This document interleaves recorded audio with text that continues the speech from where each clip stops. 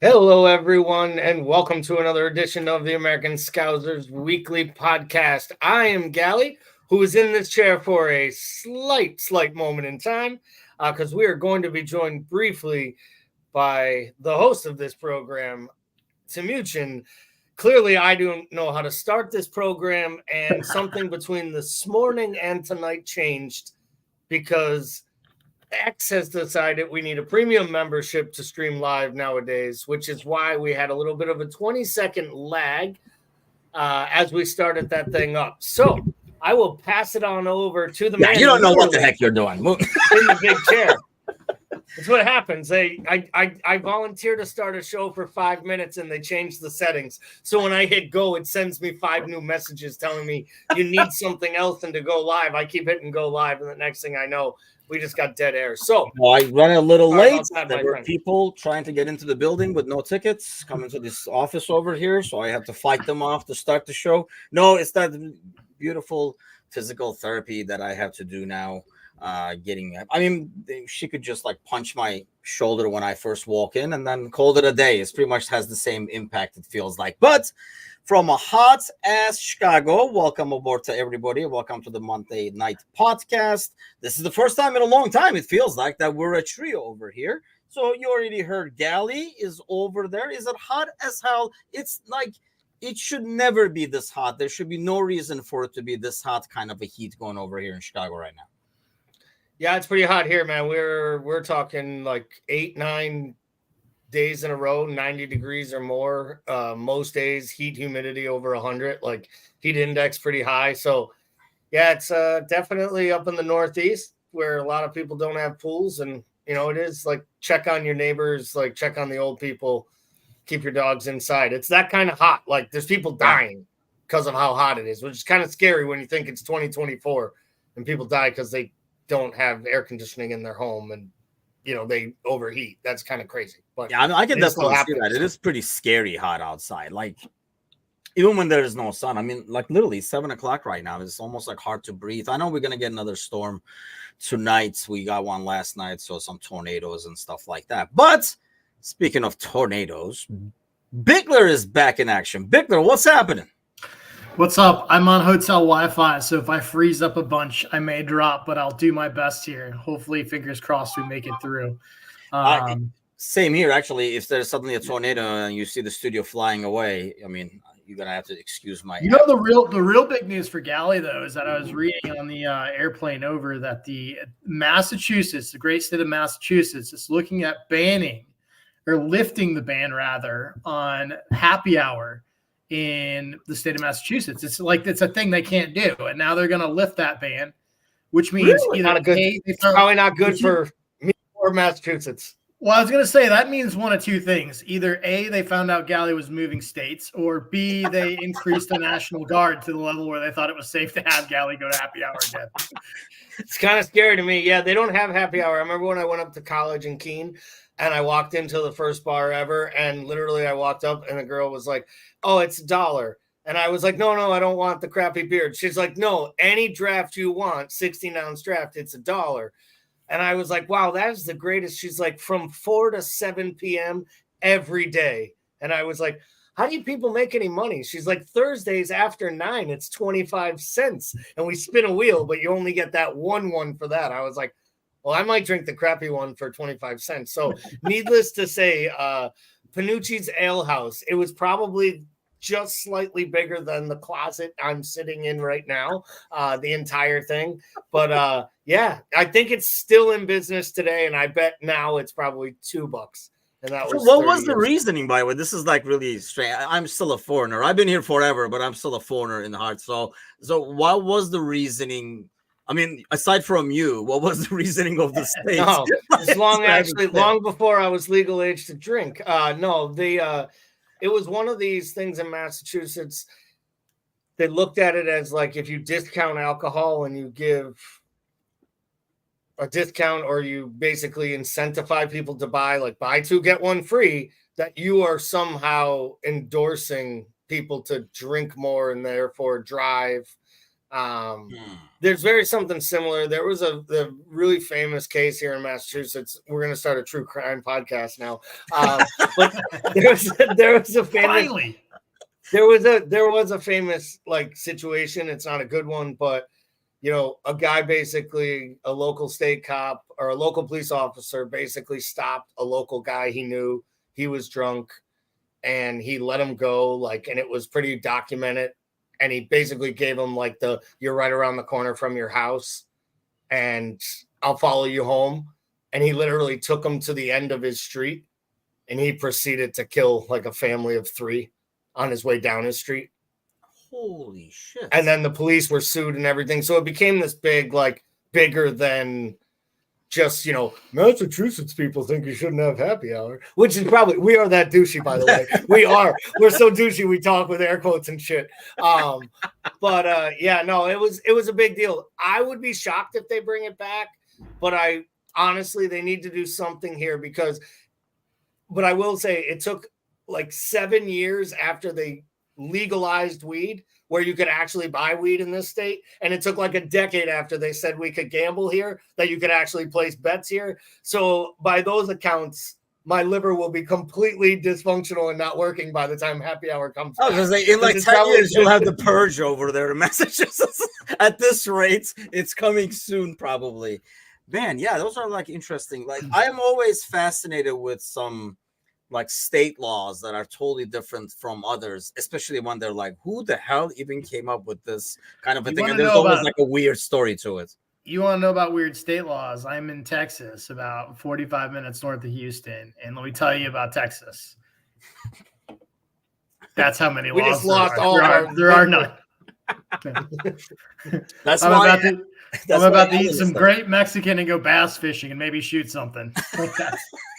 We just lost all of our listeners in Texas except for Alan. No, I mean, I'm sure they know. They live there. So we're not breaking any news to those guys. But okay, so obviously we had the 2 finals yesterday. So the majority of the conversation is going to be that. I know there were some rumors for transfers and stuff like that today, but you guys know how I feel about rumors. So the less we talk about those, the better. Let's start with the finals. Let's start with the Euro first.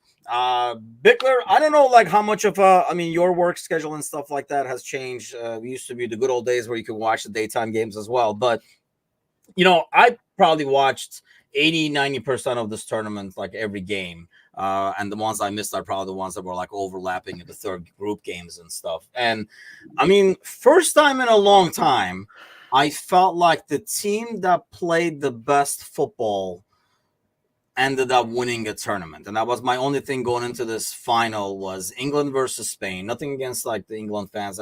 I know we do have a lot of them who follow the podcast, and I'm sure they're rooting for England and stuff. But I just felt like they literally backed into the final, and the team that played the best throughout this tournament, as you're watching, the most fun team to watch. It rarely happens that team wins usually. And I think we even talked about this after the group stage, that the team that does really well in group stage, everybody's like, oh, these guys are really good. Usually flop in the first round when they meet against a Slovakia or somebody like that who plays defense. What did you think of the final? What did you make of the result, I guess, with Spain winning this, beating England? Yeah, I think football wins when stuff like this happens, right? I mean, because I think when we talked about this tournament, I thought it was a pretty disappointing tournament. Because I always look forward to the Euros. I think it's usually a great tournament because of how wide open it tends to be. And I thought when you looked at the collective performances between, even though England made the final, but if you look at how they played and you look at Italy and you look at France and you look at all these teams, France had gone 3 rounds in before they scored a goal. That wasn't an own goal or something like that. Something crazy, you know what I mean? And it was just I felt like the teams that really opened, I mean, Spain by far was in a different category, but if you looked at teams like, I thought Austria was the other team that really went and played open and went for it, right? But like those teams, I want to see those teams win, right? I mean, like, and that's the thing about tournament football is like, if it starts to feel like survive and advance, it stops being fun. In like my opinion. So like yeah, these teams like made it through, right? But I feel like Spain was the one team that really opened it up, and in I thought it was a great win. I thought this tournament was like a big, like to me, it felt like a big passing of the torch. When you look at like all the players that sort of these greats between Ronaldo and like Modric and some of the like, you know, the older English players, I felt like a lot of these players looked like they were like on their last legs. But this is a tournament that like I felt like a lot of these young players had really big moments, from Bellingham's game winner to just the emergence of Yamal as being like, you got to look at him as a top 10 player in the world now, period, regardless of age, which is crazy to think about for like a 17-year-old. I mean, even the Turkish kid, like, you know, is unreal. Like these kids, not only are we seeing like this next wave of players come up and sort of like get the baton passed to them, but these kids are teenagers. And I think that's the really exciting thing is we've got like 8 years of them in their prime at least. I mean, that's the thing when these tournaments, Gally, is normally there's only a few teams that play tournament football, and then there are the others. And big dogs usually don't play tournament football. And that's why I think Southgate, for example, gets a lot of criticism, because he does, despite the quality. It feels like the teams, I know, similar to the Premier League, where Liverpool plays Burnley. You know, they might park the bus, but we say, well, realistically, if they open up, they're probably going to get beaten. This is their only chance. So usually in the grander scheme of things, you see that a lot of teams coming in. I mean, Greece won like that. Denmark won like that. You can kind of keep advancing and make it all the way. And this year with the group stage, and I thought that was the only thing with the group stages, since 4 people that were third were going up as well, it just felt like everybody was playing tournament football. Hence, you did not really have a lot of games where it was a blowout. It was a lot of cagey games. Yeah, I think, I mean, you look at this field, though, it wasn't, we talked about it before we went into it. There were just as many question marks about what we were going to see when Spain put their side out there. Nobody knew whether that was going to be a Spain that could win it or a Spain that might like flame out and literally get bombed even in the early stages of the tournament. So I don't think there was a clear favorite. I think that's how England became the favorites, because people knew what they were going to do. They were going to muck it up, and they were going to try to grind to penalties, and they were going to try to defend and score key goals and get big decisions and all the things that I think you do. But you know, Portugal and Italy have both won multiple big tournaments. I mean, Italy's won World Cups, 5 of them, by basically playing tournament football every time. So, though I do think some big clubs, France comes at you a little bit, but in this tournament, France was uber defensive, to Paul's point.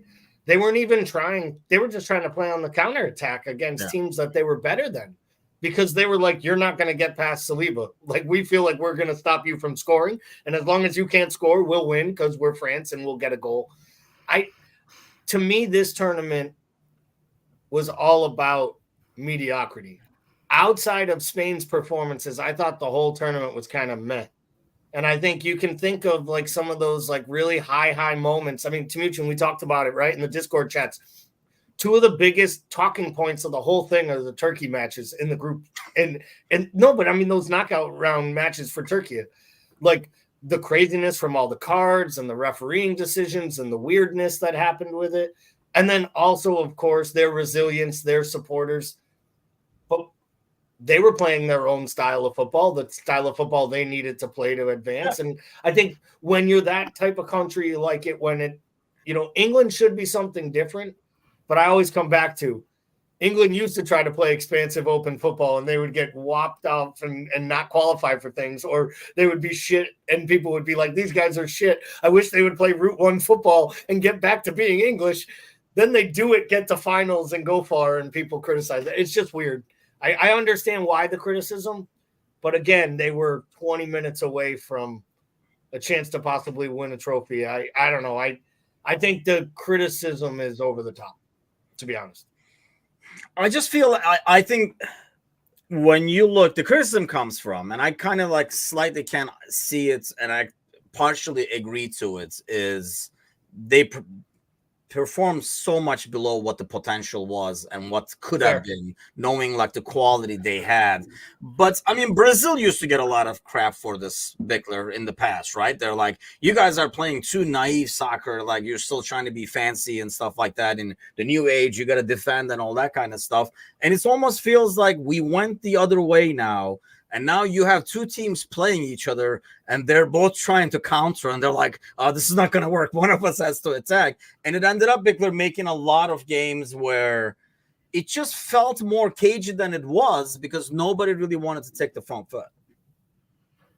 Yeah, and I think we got to the point where like we didn't feel like we were really starting to play until we were in extra time, right? Which like we had those two 15-minute periods.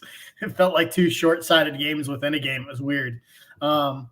Yeah, so I mean, I don't know, man. Like, yeah, I usually love it's not what I remember the Euros being. And I don't know, like, I gotta think that some of this, like, you know, and this is there's no statistics behind this. I have no sources, but some of this has to feel right.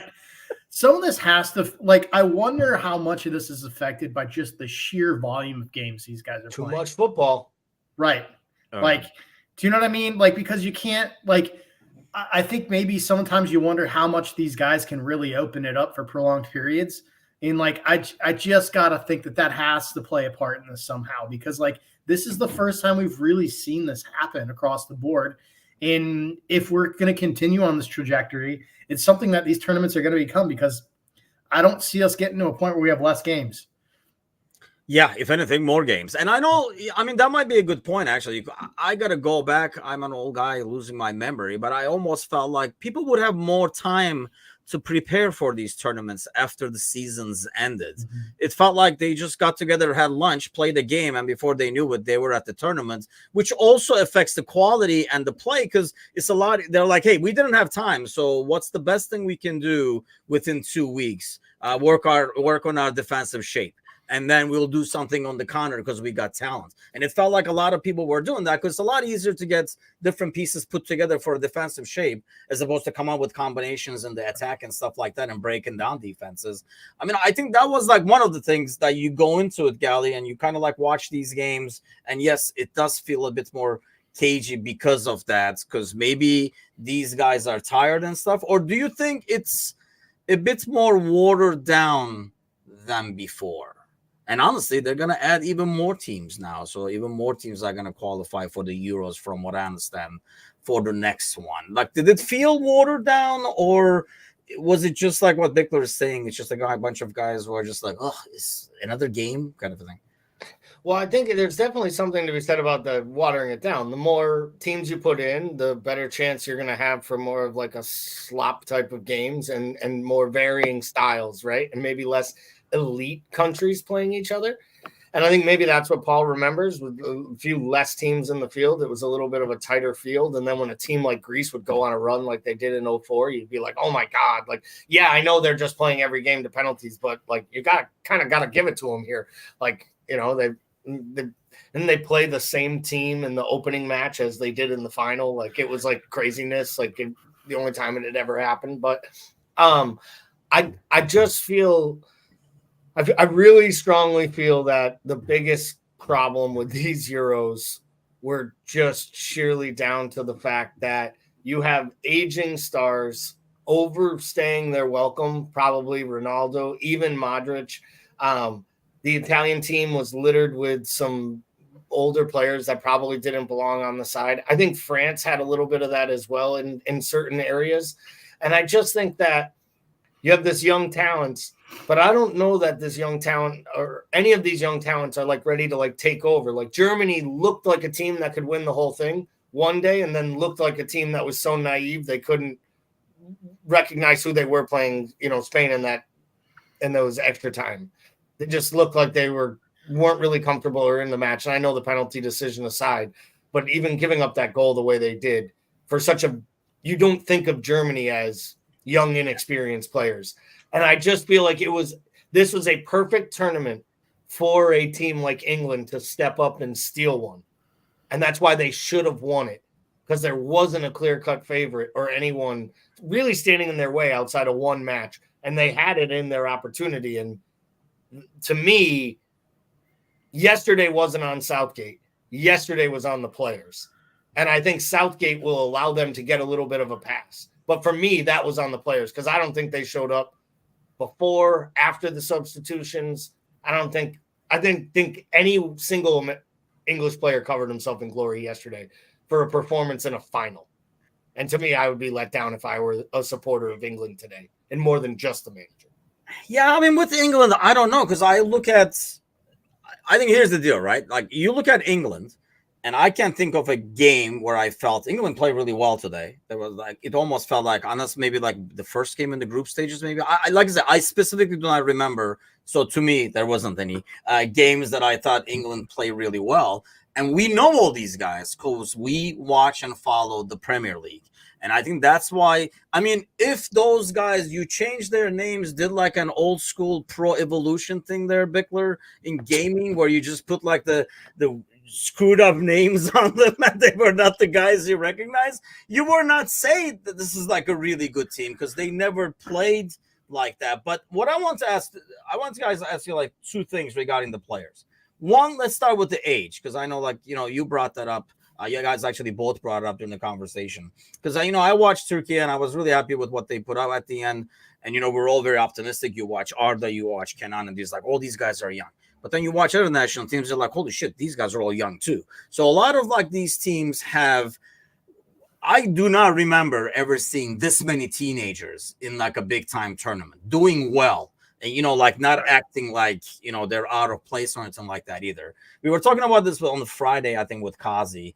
And, like Kazi was saying, and I think it was a good point, and I want to see what your guys' take on it. Is it because these teams have to almost invest in a little bit of youth because of all these regulations and stuff like that? You have to have a couple of guys out there that are teenagers. You have to roll the dice. You have to invest a bit more in like the younger kids, Bickler, and have them out there, because you cannot justify always overspending on them. Or why do you think we ended up with so much young talent? I have never seen so many in a tournament in their national team in the biggest stage and doing well, not like just there. I mean, I don't think it has to do with much as that, as to the point where, like, I think that we've gotten to the point where we develop young players from a talent perspective so much earlier, so much better, because the money in football is so big that the impetus is now on either getting your own homegrown players or getting them so you can sell them like Crystal Palace does for loads of money and then reinvest. So I think like the most important part of any football team is what's happening with your youth. And so like, I just think there's more of a focal point on it than there ever has been in football because of the money that's involved. And I just also think we're at a point in football where we're kind of starting to see like a golden generation of players starting to wane. And so I think there is like a natural bridge there. But yeah, you're right. I mean, we talk about these, like, who's going to be the next Messi, who's going to be the next Ronaldo. And like, I think, we always had, I think Mbappe was kind of that bridge player, right? He's not a kid anymore. He's kind of in that middle, and he's still a superstar. But I think behind him, I think what's interesting is like we see one of these two players that we consider generational players. And I think this tournament had like 6 or 7 players that could have the potential to be generational talents. And so, but I think that's down. I really do think that's down to the fact that like, A, the money behind it, and B, the fact that like with the amount of games being played, you have to have more players involved now. So I think these kids are now get more opportunities than they did in the past. What do you think, Gali? I mean, is that part of it, that there's probably more trust in these kids than before too, because there is more of them out there? Like, you're not the only guy that suddenly popped a teenager. There's one here, one there. So do they just get more trust and benefit of the doubt to show what they can? Maybe we were holding back these kids all these years. Well, I think there is something to that. I think one, we used to they used to always say, right, like in my day, we used to smoke cigarettes and drink a 6-pack, and then we'd come in and run for 2 weeks, and then it was time to train. So like the professional athletes changed, which I think started like 15, 20 years ago, where they started taking care of their bodies and working with health and like sleep specialists, right? And they started to like focus on this. That's prolonged player careers, which for a while made international players have longer careers than we remembered seeing them. Yeah. So I almost think the last few tournaments have been like kind of the golden oldies, right? We've had the Ronaldo is still the best player 8 years ago in all of Europe, even though he was 31 years old. But that was kind of old for a footballer then. We're just shocked that he still thinks he's the best player for Portugal at 39. But that's a whole nother story because he's Ronaldo. I can't wait to see him. Oh, wait, he can't start at the World Cup because then he'd have to bring his ass to America. All of a sudden, Ronaldo's going to retire from international football right before a World Cup in America. Different topic. But I think that now with this is, to Paul's point, we started seeing better investments in youth where like the youth academy players at Liverpool weren't getting the same training 10 years ago that they're getting now that they're in a state-of-the-art facility on the same premises as the senior club. Like that stepped up, which makes these younger players better for our club, but it also makes them better for Northern Ireland when they go home and play for them. It makes them better when they go play for Czechia. And I think that is adding, and I think more big clubs are looking at the farm system or the youth academy as a way to foster players and lower wage bills. And they're all trying to compete with these ridiculous financial stipulations that UEFA and the local domestic leagues keep putting in. So I think we're going to see more young players as time goes on. Yeah, I think it is probably like a combination. I'm sure the financial part has like an aspect to it because you do have to rely on these guys. And I think maybe like players like Mbappe and stuff, I mean, he started out really, really early. And there's a couple of examples of that. Maybe they just opened the floodgates. Some people are like, why the hell not? Because I think, you see, and that's why I think, heck, we even had questions like Gally was saying earlier about Spain because we didn't know how these literally kids would do on the wings and stuff, and they kind of like dominated, and that's why they were so effective and they won the title and stuff. The other thing I wanted to ask about the players is we talked a lot about this last offseason, and we're already seeing this offseason some players going to Saudi Arabia and stuff. Kind of got a mixed bag overall. Gally, we'll start with you on that one. I mean, when I look at this tournament, there are some players who went to the Saudi League and performed better, perhaps because they were not as tired, going back to what Victor was saying earlier. I mean, you look at like Conte and stuff like that. Conte looked like he got like 3 years younger or something in terms of being able to run for what he was doing. Like Mary Timberall was playing Turkey, but then you also saw some players like Mitrovic and stuff who were nowhere near where they were. Do you think there's a trend to be found here, or it did not matter at all where these guys played in their league football? You might be onto something there with I didn't think of it that way. Like maybe they're fresher because they didn't put in as much of a shift. I mean, they were playing in extreme heat and temperatures all summer long. So that, went to that feels like that would still, even if you're not working that hard, if you're doing it at that heat, it feels like it would still be work. But I feel like a lot less games too, like Champions League. It is less games, and they get breaks. And I think at the end of the day, I think when it comes to N'Golo Kante, I think when N'Golo Kante is fit, he's one of the best 5 midfielders in the world, and I'd probably be able to do it till he's like Modric, 850 years living under a bridge troll age. But I think when it comes to the Saudi League, we don't understand what it means because it confused me. Because all I heard was all these international coaches and national team coaches say, don't go. If you go there, we won't be able to pick you. And then Neves is still sitting in the Portugal squad and Laporte's still starting for Spain. And I mean, it seemed like an awful lot of the players that went to that league. It didn't feel like a something that was going to deter the next young player who gets a big money bag contract that wants to, grab the money and run. And I think we're probably going to see another handful or so go this year, hopefully a couple from City if all things go well. I mean, I'm trying to think of like players specifically, and it felt like especially like defenders and midfielders did a lot better. If anything, I felt like some of the forwards that were playing inside of it did not perform as well. But what did you think, Bickler? I mean, was there too much made of it, of these guys going, or in some ways did it help them a little bit? Honestly, that didn't even register with me. Like I didn't even think that far down the line on that. I mean, you could be on, like Gally said, you could be onto something there. I don't know like I have no idea what happens over there, other than the fact that they struggle to get more than a couple thousand people into a match, which as a footballer to me can't be fun to play. Yeah, these games don't get delayed due to crowding, so there's that. Yeah, and I don't know, like if it's over 105, does it turn into like 2-touch rule? Like, I mean, I don't know, like you know what I mean, but I really don't know, like, but I think that is interesting though, right? Because I mean, we thought about like how going to the Saudi League would be kind of a death sentence for these guys on the national team, no pun intended. But like, I think that's clearly not the case. I mean, it may be the case for somebody like Jordan Henderson, who's like playing for a big national team and is aged out, but it clearly wasn't the case for a player like Laporte, who I still can't figure out whether he's Spanish or French. So I don't know.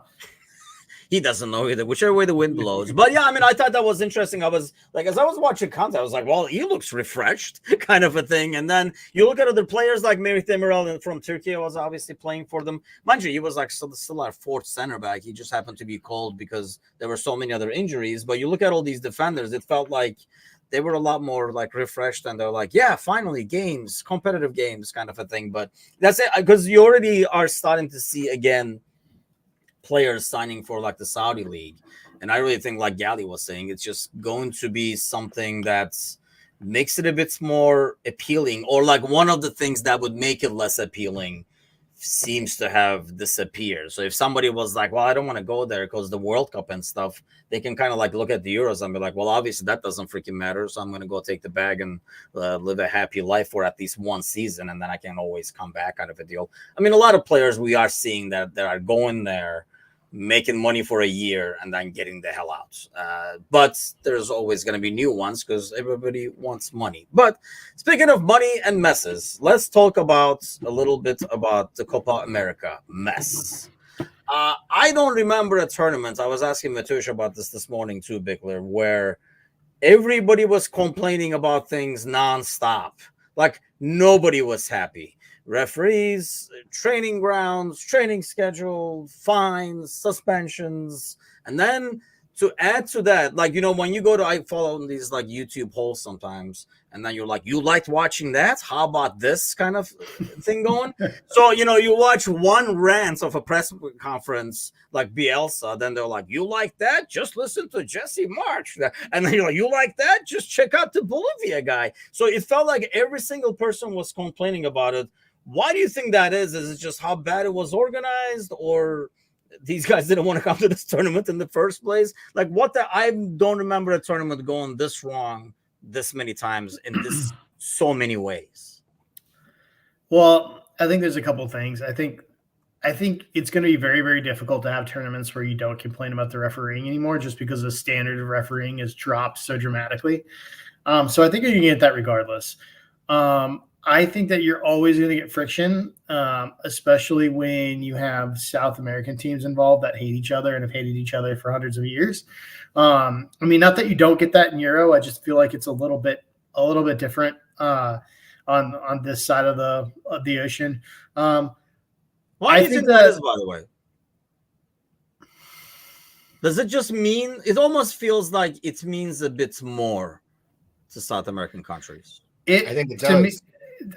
I think maybe it means a little bit more, man. I think it has a lot to do with the economics of those countries. I really do. I think it has more to do with disdain about people and where they're at and things that have happened over the history of their continent, country to country. Yeah. And then they use soccer or football as their way to battle it out on the field. And unfortunately, I think that boils over into real life, as you saw in the Uruguay situation with Colombia. And I think what you also we're seeing yesterday with just the fans. But I'll let Paul keep finishing. I just wanted, I think it's Yeah. cultural, but I could be wrong because I'm also not from there. But it's just the people I've talked to. I mean, who did grow up there. The economy part makes sense. I mean, I know from like Turkey, for example. I mean, sometimes this is your only outlets in a frustrated world of, you know, poor economy and stuff like that. So when things go south, it impacts you a lot more, and you're maybe outraged. You're not only outraged. It looks like on paper you're outraged at the offside call, but there's so much more buildup behind that, actually, and that's usually due to the economy and stuff like that. But go ahead, Baker. Sorry. Well, I think the shame is that the thing is going to come back to the U.S. not being ready and prepared for this thing, but like this wasn't on us. You know, this was on CONMEBOL, who's a division of FIFA, who clearly, I think, jacked around ticket prices unfairly, knowing that people were going to be coming from South America, and then they didn't have the proper security in place for this thing. So I think they caused some real problems and exacerbated some problems with the setup of it. I think if the U.S. is smart, they look at it, they learn for the World Cup, and they're ready. And I do think, like, I mean, let's have some accountability, right? Like, no matter how poorly organized and how bad the refereeing is, this is up to supporters to act the way that you got to act. And I got to tell you, man, like, we kept showing, like, we had a lot of talk about, like, how badly organized everything was. I don't think we had enough talk about the behavior of fans. And I want to be really specific here. Everything we saw was one team's fans. It was Colombia. And, like, there's no getting around it. And if I go missing, we heard it here first on this podcast, right? But, like, I got to tell you, like, they were at the time for your kidnapping, bro. So that's Papa Diaz's buddies are coming for you. Oh, man. Disappearing sounds not so bad right now. But anyway, but honestly, though, like, I mean, they were at the epicenter of everything. If it was Uruguay, if it was ticket crashing, if it was fights outside of gates, they were consistently at the center of it. And I don't think they were singled out enough. And I know that it's not politically correct to do that when you're covering a tournament, but somebody needed to, because I thought that they were a real problem for everybody involved. Yeah, I mean, the security part, and I know, like, CONMEBOL organizes most of it, but these stadiums and stuff like that, you know, Gally, that's what I didn't understand. Why? I mean, this is not like just a baseball game, and this country has hosted these before. So isn't there any checks and balances? You know, we're talking about it this morning as well. If they're like, you know, 500 guys should be enough for the Uruguay-Colombia game, doesn't somebody say, have you ever seen these guys play before? And then, you know, like, why don't I make that 5,000 or something like that and move on? I just didn't understand how underprepared it looked overall. And mind you, you know, we're not even talking about, you know, like the practice fields and all that kind of stuff that, you know, some of the teams were like screwed over with the pitches overall in the games and things like that. Just the security aspect of it felt so, like, undermanned. I guess I don't understand that same building hosted a Super Bowl, had the president of the United States inside it to do a speech. Like, we got to get over this. This isn't about security. This was about money. Somebody hired a detail. It's not the Miami Dolphins or Hard Rock Cafe. It's not Hard Rock Stadium's job. When you're an organizer of a tournament, you are in control of the stewards, the ticketing, the systems, the vendors. You may hire Hard Rock Cafe security people and local police, but it's always the vendor. So CONMEBOL is trying to now say they outsource this through all these sideward statements, but they're making sure there are legal loopholes inside those statements so that they can actually kind of back themselves into the bushes, the old Homer Simpson's meme. Everybody is going to end up with egg on their face here, but ultimately they go to electronic ticketing. They have like 65 and 70-year-old people as the first people, like, looking at your phone, right? Because they're minimum wage employees in Miami, because they're like volunteers. This is on the people who organized all of the event. Well, that's what I'm talking about, checks and balances. Like, isn't somebody, heck, freaking Miami police and stuff, aren't they saying, hey, you guys got this thing going over there? How many people in this thing? And you know what I mean? Like there has to be some checks. You and I can't put up an event together for 60,000 people in Miami and just hire 10 dudes for security. Somebody's going to step in. No, but if 10,000 people without tickets didn't try to illegally basically take over, what they did was riot. If they did this and went in and came out with televisions, people would be calling them looters and rioters. Before the final too, like the Uruguay-Colombia game, for example. But that wasn't that really... The final thing happened at freaking Wembley. Sadly, people have figured that out.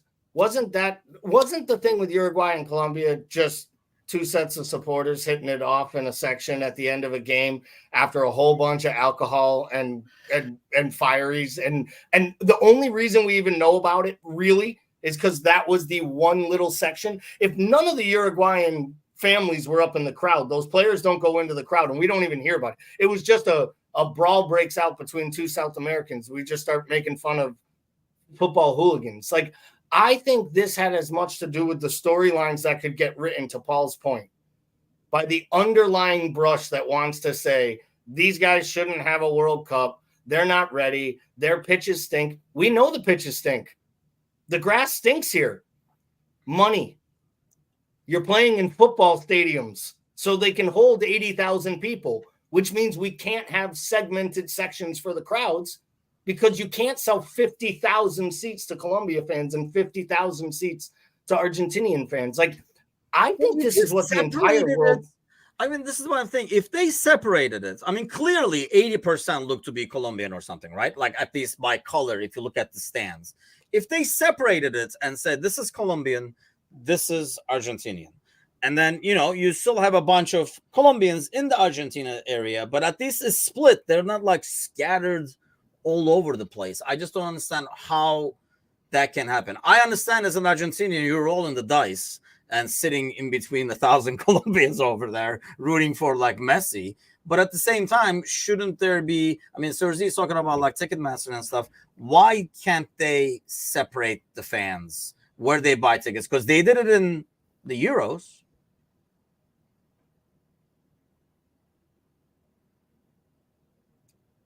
I don't know that I heard they didn't do it in the Euros. There were only certain small sections for the countries. And then most of the tickets were general pool admission. They weren't. When you bought them, like they were like from what I know, at least for people who went from Turkey, like they knew they were going to be with Turkish fans as opposed to, I don't know, like Dutch fans or something like that. Yeah, I had heard that there were sections, like there was like a quarter for the Dutch, a quarter for this, and then half the stadium was basically intermingled. Because at World Cup matches in America, I hate to fill people in on this, 40% of every crowd are going to be neutral Americans just watching a game. Like, that's why they're going to sell them, and they're going to sell them to the highest valued price. They're not going to be like, well, all these people traveling from Italy are all going to sit in this little sliver. Because to Kazi's point, if they did that here, you'd have whole sections of stadiums empty. And they're just not going to do that in America. I personally think this World Cup, however they do the ticketing, they'll be like kind of ultra sections or maybe like that supporter section. But then there's going to be general admission. And they're going to need to do a better job of policing it. But the policing starts with human beings acting like human beings and not animals, both in the crowd and outside. And I'm going to say something here. It's going to sound really rude, but all I heard about was how Alexis McAllister had to leave to go find his family. And that is super terrible. Here's the thing. You just saw what happened with Uruguay and Colombia. My family's either getting to that game 2, 3, 4 hours early, not getting caught up in that fray, or they're getting ushered in with the team bus or something. Like, just sending them out there through like open willy-nilly security, that seems crazy to me as well. So like this whole thing about the preparation, where they sit, I know you want your families there, but here's the thing. If they can't keep your family safe or give you a press box or give them special access, then maybe it's not best to have them there. Because clearly this was bigger. They knew this was coming because, to your point, they've been talking about it for a month, how they hated everything about it.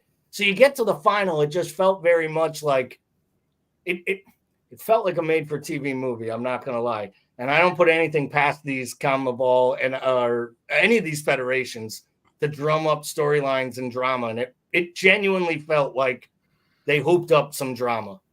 I mean, I felt like, the whole family thing alone, it goes back to the money aspects. You're not going to sit where you want them to sit. We're selling those tickets. We're getting money for them. So you guys are going to have to sit So ridiculous down over there somewhere with the other team's fans. And that was, I think, the bullshit part. That has to be. I mean, do you have any concerns, Bickler, or do you think there'll be a lot of lessons learned from this?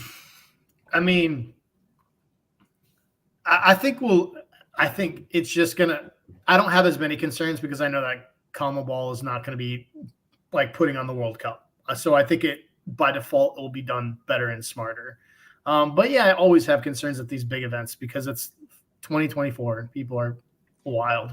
Yeah, I mean, that's the thing. I mean, the fan stuff, I know what Galley's saying, but I've looked past, I've gotten used to the people not being able to act like people anymore after all these years. I have lowered my expectations, especially at these games. I don't even get it, but it is going to happen, and you got to prepare for that. You can't be, as security, the city, whatever happens, they can't be naive enough to hope that everybody behaves because people don't behave, people. But it sounds like from the reports down there that these people just literally bum rush gates. Like this is what happened in Wembley. I mean, basically they did the same exact thing. Just show up over there and then I mean, what are they going to do? So I was famously part of one of these. Okay. I will not, I'm not proud of this moment. Or yeah, gate crashing, very, very famous moment. So I was a squinted-eyed, pot-smoking junior in high school in 1995, and me and a bunch of buddies with no tickets drove to Vermont, and we helped knock down the gate at Highgate, which was basically to an airport that could hold about 40 to 45,000 people safely for a Grateful Dead show. And I was wondering, I thought it was going to be like a baseball game. I was going to just hit you. No, and literally, we at first we thought we were just going to party, like we were just kids. You could camp in town. We were just going to party for a few days, maybe do some drugs, meet some girls from other states. It was just going to be a grand old time. We all, it was literally like Stand By Me. We all lied to our parents and told them we were sleeping at someone else's house, and then drove out of state with no cell phones. It was brilliant. Yeah.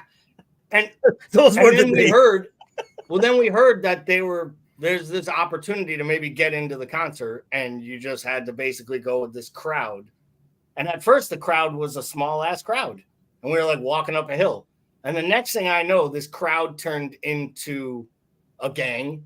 It turned into basically a riot, and they knocked down hundreds of yards of fence. Oh, I've seen a documentary on this. I don't remember seeing it. Well, a lot of people don't know that Galley's actually responsible for what happened at the second Woodstock too. So I seen a documentary on this. Now that you mention it, okay. That was Limp Bizkit. I'm not proud of this, but I thought of it last night when I was watching it, because I'll tell you right now, I was involved with it because I was a kid, and it was stupid. And it was one of the 5 or 6 scariest things I ever went through, both from running, flipping, getting knocked over, thinking I'm going to get trampled. Then once I got in, right, now there's 100,000 people at an outdoor concert that's only supposed to hold 40 to 50. There isn't enough bathrooms. There aren't enough water. Like, there wasn't enough patchouli to get rid of that BO. I mean, it was. Can you imagine if you got like stampeded at a Grateful Dead show? Like, there's a lot of irony there. What a way to go. But I say it though, because when I look back on it now, I do know what you're saying, Timuchin, but there were moments when I was walking up to it where I could hear my dad in the back of my head going, "Oh, come on, fucking stupid. You didn't buy a goddamn ticket. I raised you better than this. You have a freaking ticket for 3 days from now in Albany at Knickerbocker Arena. Just go see them for the show you bought a ticket for." Now, for those people who had the ticket for July 10th of that year, you didn't get to see them. So I fucking did after I knocked the fucking fence down, because the asshole died about 3 weeks later. It wasn't that good either, by the way. He just sat on a fucking stool and fucking strummed a couple guitars and basically mumbled into a microphone. But I remember that moment, and I'll never forget it. And I do remember if I ever got put in one of those situations again, I'd recognize it and hopefully be able to like act appropriately, because it takes 5 or 6 or 10 like-minded smart people in a crowd to start stopping people and telling people no. And you didn't have that there. You literally had parents picking their kids up, and I'm going to fucking go with Paul here, in Colombian kits, helping them climb over fences, push down old ladies' security guards, and wedge their way through. It can't get overlooked. The Federation should be damaged. They should be fined. They should play matches behind closed doors. Like, there should be ramifications for the actions of the supporters. Did England get anything for Wembley? I don't remember. I'm seriously asking. I genuinely don't know. I don't think they did they?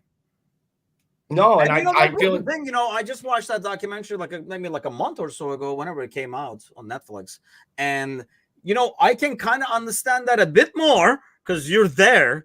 But did you come from Colombia to see if you can bum rush the gate? That's part I didn't understand. Were you there just to be able to bum rush the gate, or came from Tallahassee, party like you did, and say, hey, you know what? Even if you can't get to the game, I'll hang out with people before the game, after the game, kind of thing. And then when you were like, maybe I can go to the game as well as an additional bonus. I get it. I had to raise my hand because I knew if anyone was listening that was with me that day, and there are a few of them that do. They'd call me out as a fraud times, but I don't know if we have enough time for the show. This might be like a 5-hour podcast over here if we start with Bickler's goings. But yeah, let's hope. My concern is people are like, wait, so this is very doable after seeing it being done over and over and again, and after listening to freaking Gally brag about how we made it to the concert. I'm just afraid that people are going to be like, hey, this is actually freaking doable. Why even freaking buy a ticket, kind of thing is, I guess, my concern more than like fixing it. But at least they are done. I don't know which was more torturous for the fans, being stampeded or watching that game afterwards. That's probably a tough call. It was a pretty painful watch. I know, because after the Euros or the overall game, I didn't watch a lot of Copa America, but compared to the Uruguay game, for example, it was just like, I thought it was like very weak. But it's soccer, so I watched it. Speaking of soccer, so watching it, there's nothing freaking left to watch for a while. Till the Olympics start, people, and whenever the hell that is. But Bickler, obviously there's rumors starting and stuff like that. We talked about this last week about Hughes saying August, perhaps like punting it away so he doesn't have to answer any questions and stuff like that. But I mean, since we end with predictions, do you feel we're going to get some movement soon, or was Hughes right? We're just going to kind of sit and wait. I don't know. I have no idea. I think I feel like there's got to be something that happens in the next 2 or 3 weeks, but I don't know. I really don't. And I don't think any of us know. I mean, I think one of the things that happens when you have Edwards back in the fray is that a lot of these things get buttoned up and we don't get information, or we don't get sort of the smoke that we used to get.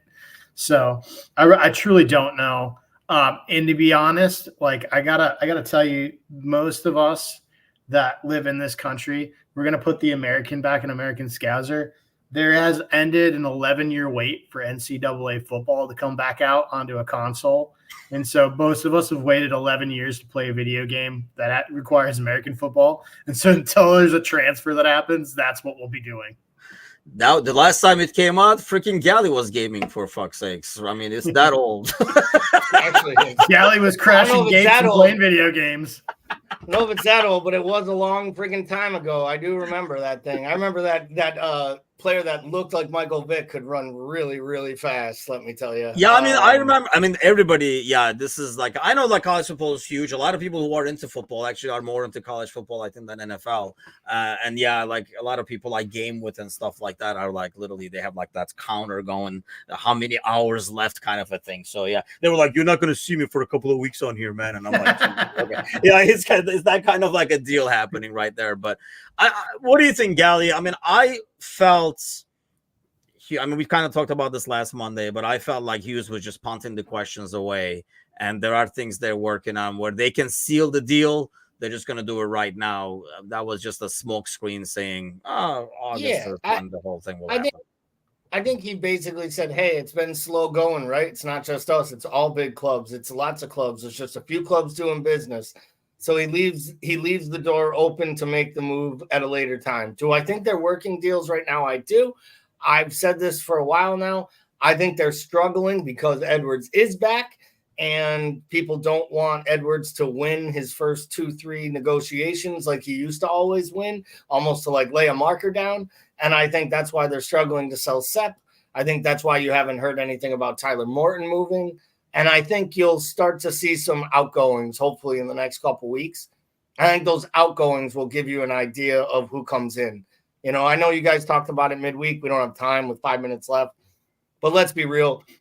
Virgil didn't help anybody at the club with his comments, basically opening the door to reevaluating club life and, you know, international life. And I think that that's the reason why we're getting a whole bunch of smoke around center backs. Do I think they're actually increasing conversations with Leipzig or Sporting or any of these clubs about buying center backs more than they were a week ago? I don't. I think it's just making it easier for reporters to connect those dots together, and then it becomes plausible. And then once one picks it up, then two pick it up, and then it sounds like it's, you know, it's all up and down your Twitter feed. So I think it's the same business they were doing, but I think they have two massive question marks to answer, and that's what are they going to do with Virgil and Mo? And then from there, I think that will shift whether this is like 1-2 tweaks or we need 4 or 5 players. It's one or the other, because if one of those two goes, you need to reinvest in the squad. Yeah. I don't think that.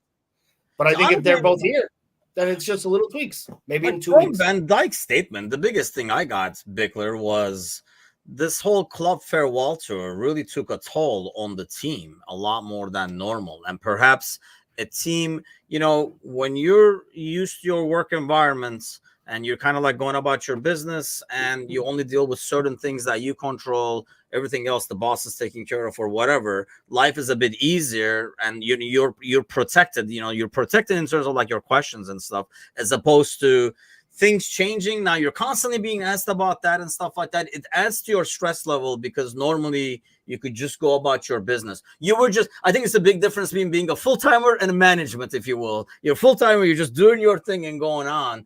I felt like because he's a captain as well, that statement from Van Dijk just told me this season beat the shit out of him. And the only difference I can think is that the whole club farewell situation and the questions and then ton of other questions and other manager questions that came his way. What did you make of that? I mean, you caught him at the end of his season getting bounced from a tournament towards the end of the tournament. Like, I mean, I think, yeah, that's probably where a lot of that tone is coming from. I think we also have to remember he's going into a contract year. So, I mean, I think, you know, it's probably best, and he's probably been instructed to be very vague and keep things open. And I think he has every right to do that, you know, I think. But yeah, I think, you know, we've talked about what it would be like following a manager like Jurgen Klopp and, you know, how tough that is. And I think what gets lost in that is how tough it is for the players too, because not only was that such a physically intense system that they played in, but it required a level of emotional intensity too, that I think when you have to go through the process of letting somebody and seeing somebody who's been highly successful and been a big part of your development go, I think it's really, really hard to sort of like regroup and reinvest in your next sort of chapter as a player. So I think there's going to be a lot of these guys. I think that's going to be the big thing. Like, do we see a hangover too? Like, do we see a physical and emotional hangover from a lot of these guys going into the next season? So Verge isn't going to be the only one that we have that question mark over. I think a lot of these guys are going to have that. It'd be really interesting to see what a tired and aging Robbo looks like when he comes back. There's a lot of players that we're going to have to really sort of evaluate and see what we have. I think I just want to temper expectations because I think everybody talks about how this is such a great team that's set to carry on. And like, there's no doubt in that, but I also see a team that's getting older, and I see a big transition year ahead. I think this is a year where like Slaughter's got to answer some big questions on young players and then kind of make this thing his own. And that may require some movement.